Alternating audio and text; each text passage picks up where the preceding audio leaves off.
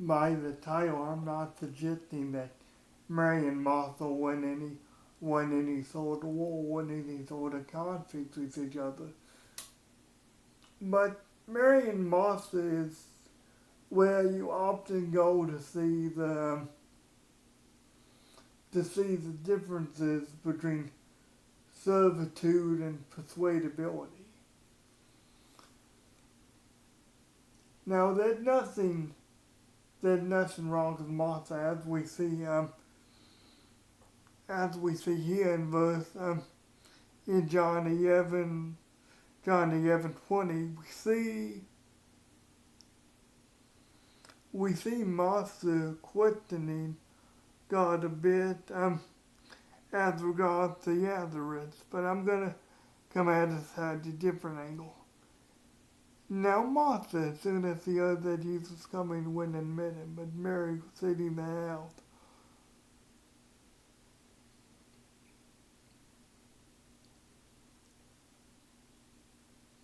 We see Martha acted quickly.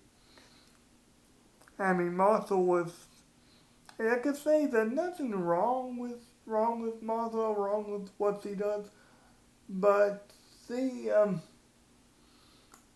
it's not here in Scripture. This is always the case. We only see Martha a few times here, but Martha could be looked at as an example of someone who has faith in Jesus, has the faith in God, but is also susceptible to question God.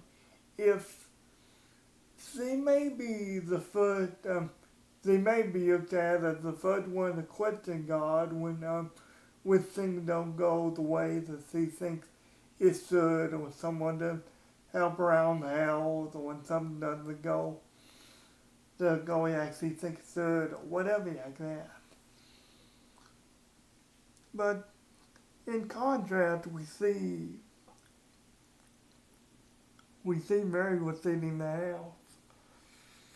Whether that was by design, whether that was by convenience, or whether that was just something in Mary telling her to be patient, we see Mary waiting a little bit. Mary being the example of someone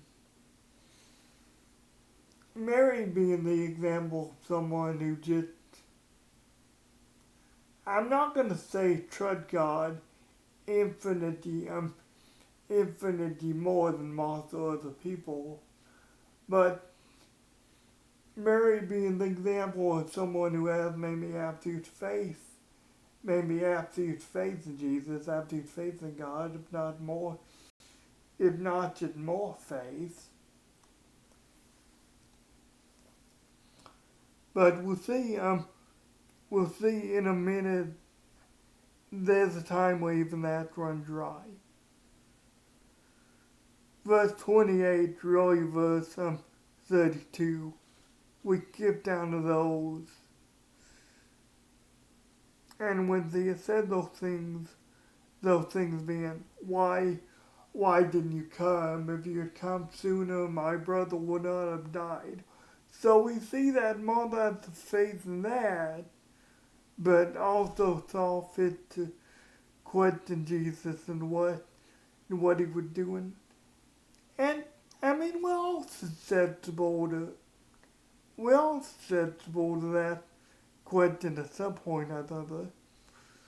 Verse 28, and when she had said those things, she went her way and secretly told Mary, her sister, saying, the teacher has come and is calling for you. Verse 32, then when Mary came where Jesus was and saw him, she fell down at his feet, saying to him, Lord, if you had been here, my brother would not have died. You know, I find myself sometimes questioning, not always for the purest reason, but I find myself with the notion, hey, I want to be I want to be great. I want to be known. I want to. I mean, what taking God so young? I was supposed to be. I was supposed to be all these things. We were supposed to be all these things in general. People can catch themselves saying that. Not not always for the most selfish of motivations. Sometimes we can even 1% seek to be great, because of ourselves. And a lot of times we don't even realize it. Because, I mean, we don't want to be like that. We know we're not supposed to. We know servitude to God means you disappear in Him. You are not known. You're not known above God. I mean, you're known exactly how God wants you to be known.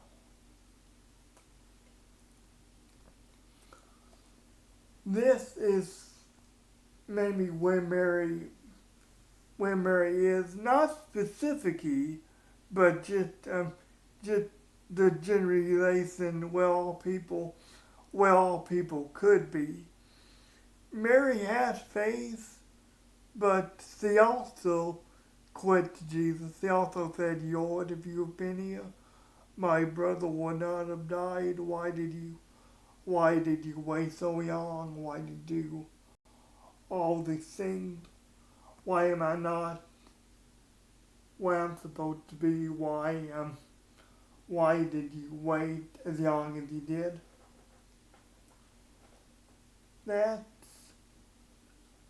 That's susceptibility, some will all say, but through that susceptibility, God can teach you, okay, wait a minute.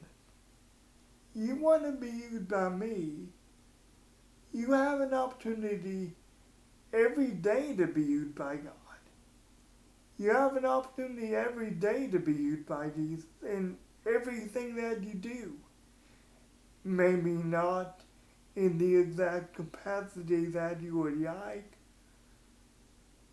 but you have every opportunity to do so based on what I've given you. Sometimes we need to stop looking at the big things. We need to stop looking at the thing that maybe could ultimately bring our name glory and bring our name grace, bring our name acclaim. Yeah, I can say even just 1%, even if we don't even know about it. And we need to start looking at things that could bring God glory. Because where we are right now, that's where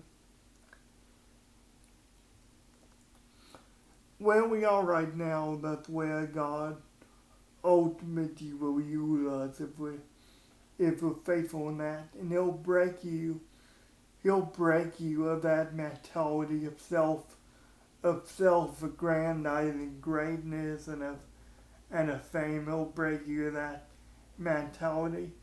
He may need to do it over and over again to show you that, but He'll break you that mentality either through patience or either through just things not working out the way that you think they would, or the way that you hope they would. But the great thing is, like with Mary and Martha, when you get to that point, God will be there. And that's when He'll say, okay, get up. It's time that you get your reward for being faithful to me. Or time that you get your reward for for doing what I told you to do in this particular situation, even though you didn't really see any results, or even though you didn't think you saw any results. Having your results that God sees are a difference earthly results that we see.